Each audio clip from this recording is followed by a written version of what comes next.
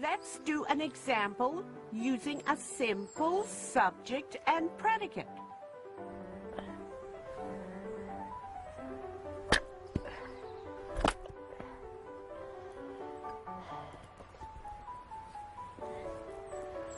I split the wood. I is the subject of the sentence. Split the wood is the predicate of the sentence.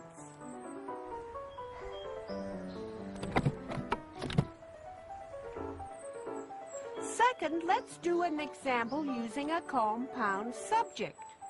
Compound subject means more than one subject.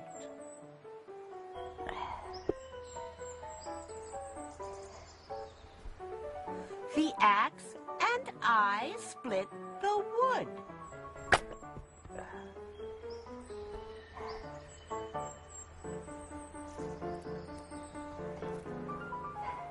This may be considered as a compound sentence, meaning the axe split the wood and I split the wood.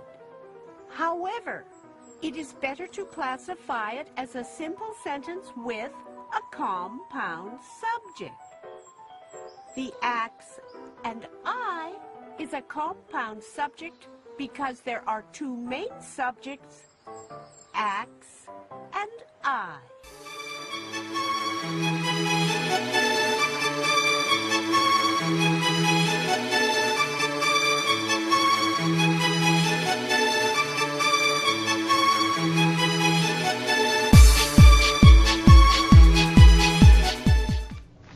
Okay, so let's take a look at the guided practice for Tuesday.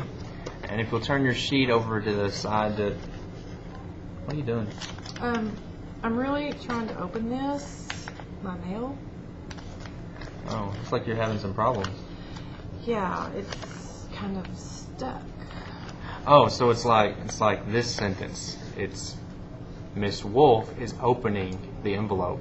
Yeah. Or really is trying to open the envelope. Yeah, I have half of it. That's good. That's good. Hey, you know what? But...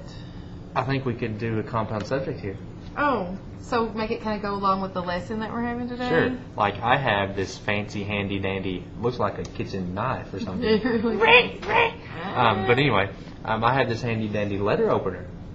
I could use the letter opener. Yeah, so it would be like this sentence. Miss Wolf and the letter opener are opening the envelope. Got it. Yes, so we have compound subjects. So sometimes we just need some compound subjects in our sentences, and we have them. Yeah, that's great. So that leads us to today about what a compound subject is. Mm-hmm. And that should be on your guided practice sheet for week 4. Yes, please follow along. Yeah. A compound subject is made up of two or more subjects that share the same verb. The subjects are joined by a conjunction or connecting word such as and, or but. You said but. That is so funny. Liking the example, if you look at it, it says rain and hail fell down during... I'm sorry, down's not in there. Rain and hail fell during the thunderstorm. So in that example, you have not just one subject, rain, or one subject, hail. You have both of those that fell during the thunderstorm. So you have a compound subject, rain and hail. So you'll underline both of those words. Oh, okay. Mm-hmm. So then that would also be if we have a compound verb. Same thing, except a verb. Right. So looking at your guided practice sheet, a compound verb, it says, is made up of two or more verbs that share the same subject. The verbs are joined by conjunction, again, such as and, or, but. You said but again. It's so funny. So if you look at the example, snow swirled and drifted into huge mounds. So your subject is snow, but it did two things. It swirled and drifted. So you have a compound verb, swirled and drifted. That's interesting. Yeah. Okay, so let's look at the directions for our guided practice. In each sentence, we want you to underline the words in the compound subject or the compound verb.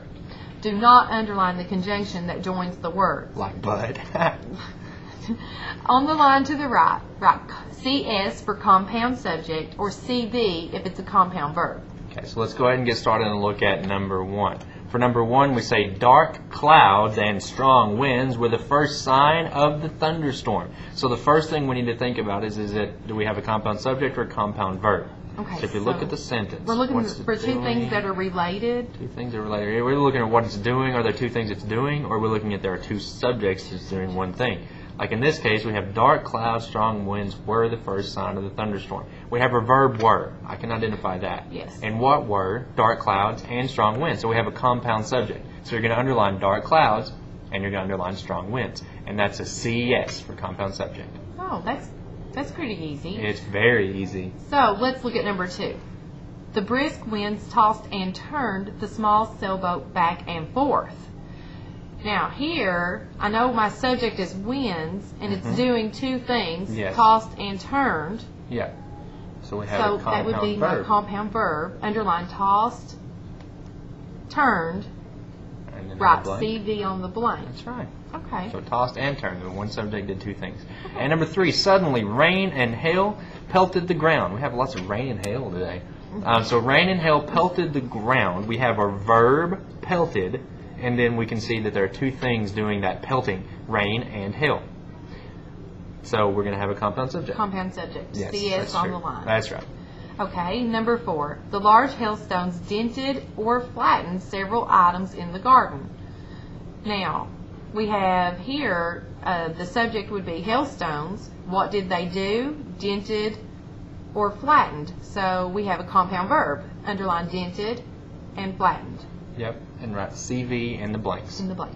That's right, and that's all you're going to be doing. So if you go to your section for skills practice on Tuesday, you're going to be finishing compound verbs and compound verbs and compound subjects. Compound Yes. verbs, compound You subjects. were about to poke me with that letter opener. Yeah, because it's just OMG. OMG.